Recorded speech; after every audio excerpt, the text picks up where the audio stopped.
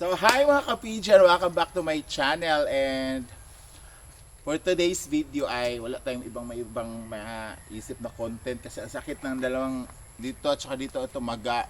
Kaya nga hindi ako nakapunta kagabi kila Britney sa Lamay dahil sakit ng ngipin ko. So, for today's video ay hayaan nyo munang hindi masyado mabuka yung bibig ko ha.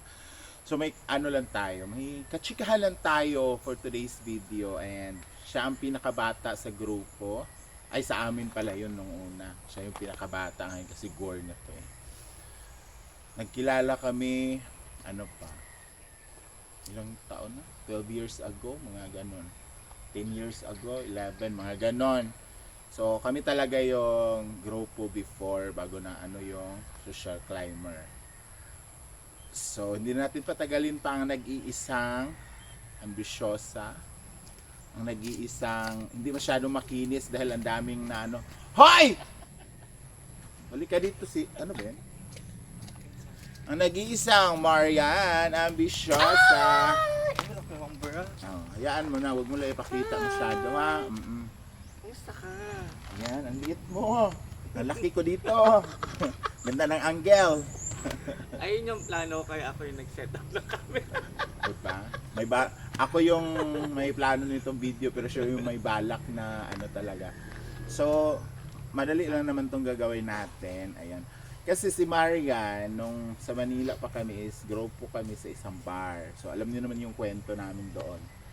Na kwento na rin ni Brenda yan. Pero, Sa putay ba tayo nagkakalala? oh, Dili, uy. pero doon tayo naging grupo. Okay. Pero magkakilala kami it's because sa mga bar din. Sa bar din. Oo, mga pupunta-punta kayo sa akin, di ba? So, si Marian talaga is para siyang ikaw kasi yung bunso, di ba? Sa inyo. So sa amin din grupo, parang siya din yung bunso, pero siya yung pinakalasanggera talaga.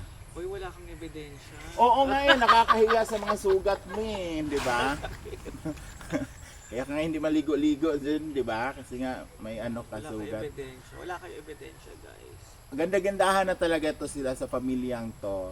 Dalawa to sila magkapat, namatay na yung isa. Ang ganda talaga nila lalo pag na-make-upan. Bang ganda. Ay, oo, yun ang nag-set-set din siya sa kutay. Ang ganda, nakaka-insecure. Kasi kahit wala pa silang mga dibdib, wala pang pinagawa. Ang ganda na talaga pag na-make-upan mo, pagkamalan mo talaga mga babae. And siya din kasi dati is nag-lipsing din to sa bar. Ba't ayaw mong gawin ngayon dito? Para isalang ka namin sa kaldero. Hindi ko kakalimutan yun, Gwen. Diyos ko, nag-lipsing. Alam mo yung tugtog ando na sa Cubao pero yung bibig niya nandito pa sa Mindanao, di ba? Pero, di ba? Trying hard copycat, oh, di ba? So ngayon is my first question is bakit mo Ay, question and answer. Oo, bakit mo naisip na sumunod sa yapak ni Brenda?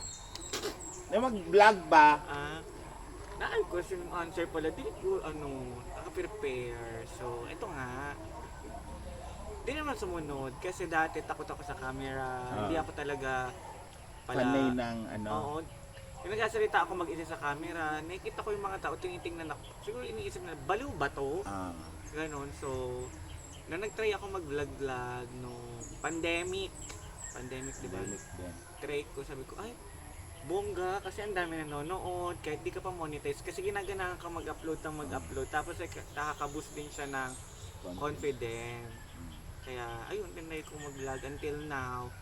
And, inano ko din yung work ko noon, nag-exit din ako sa work, nag-full vlogging na rin ako. Pero, Enjoy man ako sa pag-vlog. ano yung mga trabaho mo na while nagbo-vlog ka, may trabaho ka, di ba? Ano yung mga trabaho mo? Sa barangay clerk ako, sa barangay ako nagtatrabaho. Di ba hindi halata sa tsura ko nagtatrabaho ako sa barangay dati. Siguro parang 2 years lang ako doon. Tapos, Noon, nagbo-vlog na ako. And after noon, nagstay ako dito. Na ilang buwan, ilang linggo lang, birthday nun ni Madam. Tapos umuwi ako. Naghanap ako ng bagong work. Naging assistant naman ako ng counselor sa amin. Ate Ses. okay. Doon ako nag-work.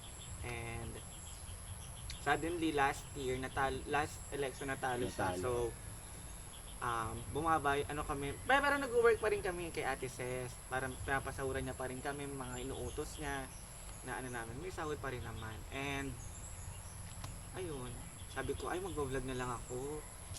Purso ko na yung vlogging kasi may income naman ako sa vlog. So hindi ka talaga dediretso nag full vlogger.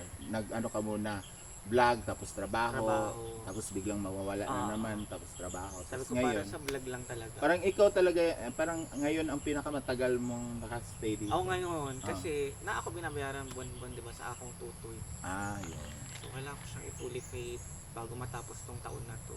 So, my next question is, Teka, di ba nag-vlog ka na, monetize ka na, nasa Manila ka na, bakit gustong-gusto mo dito sa Mindanao? wala, iba yung environment talaga dito sa Mindanao. Promise. Kahit alam yan ng mga nagko-comment sa akin na, sabi, bakit mas gusto mo dyan sa Mindanao? Sabi ko, mas gusto ko dito, masaya, peaceful, tapos yung mga nakakasama mo pa everyday, hindi ka talaga maboboring. Kasi sa Manila, wala, nasa bahay lang ako. Pag mag-work ako sa salon, uwi na ng bahay, morning, tapos tulog na, another work na naman tomorrow. So Tulad dito din sa sa akin. Manila, dito sa Mindanao, wala, ang saya. Pag gising mo pa lang, nakachikahan, na kayong gagawin. Parang trabaho na rin kasi yung pagbablog, guys. Dito pagising mo, obligado kang mag-upload kasi kailangan mong kumita ng pera. Kahit may sakit ka pa, kailangan mo. Wala kang magagawa. Kailangan mong kahit umuulan pa yan, di ba, guys? Kahit bumabagyo, nagbablog-vlog kami kung ano gusto namin gawin. Kaya yun, gusto ko sa Mindanao. Gusto ko dito. Pero wala namang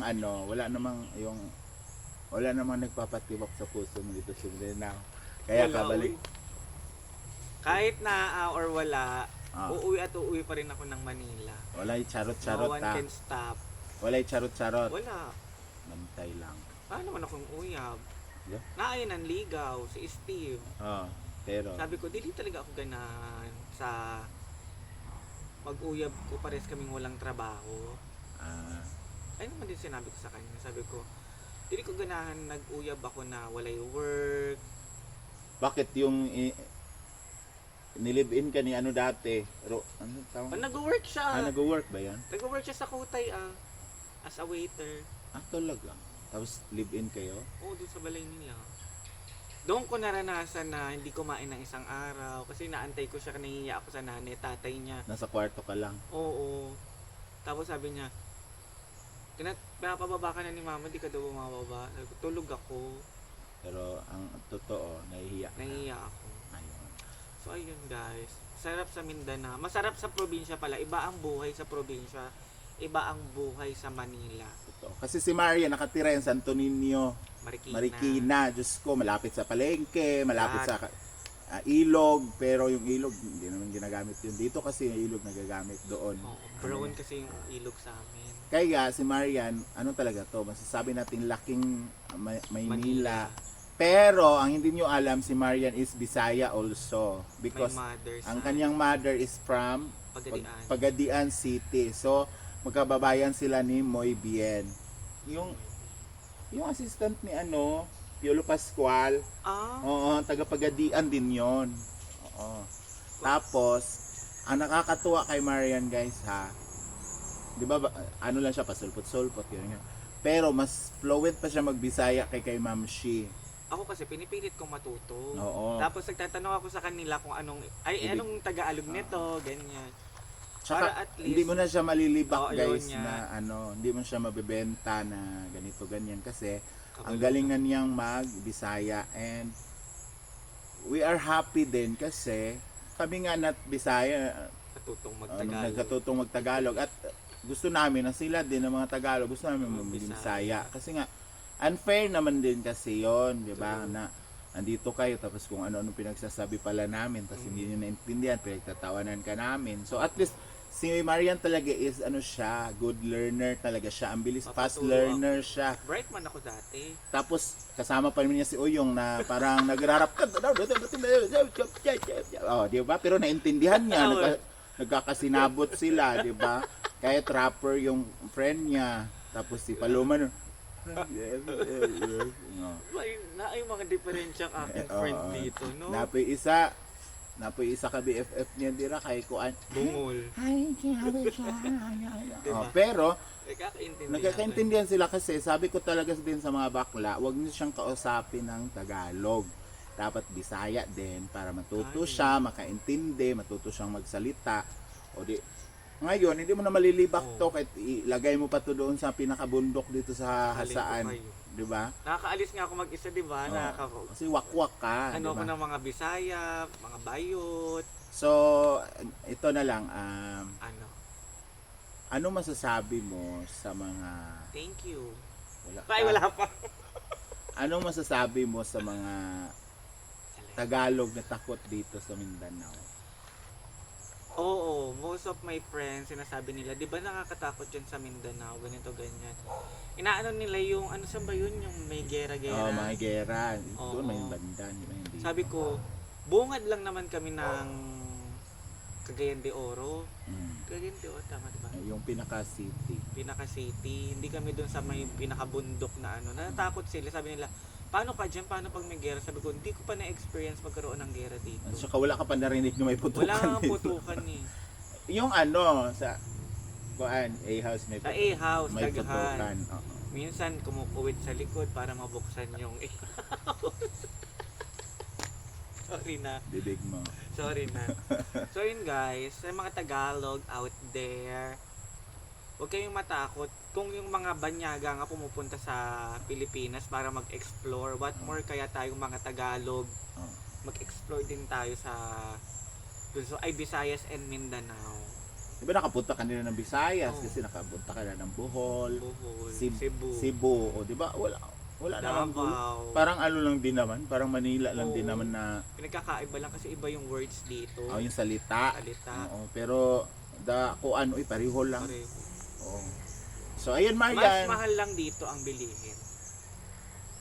pero kung Kasi inaangkat nila Oo. kasi di ba Manila to. saka marami ang wala dito na mayroon sa Manila Oo. like sa mga tofu, mga ganyan, mga ang tawag nun? Bihira. Mga Bihira. meron man pero makikita mo sa mga mall lang na malaki, malaki sa mall dito. Hindi katulad sa Manila pagpunta mo ng palengke. Nandun na lahat. Oo.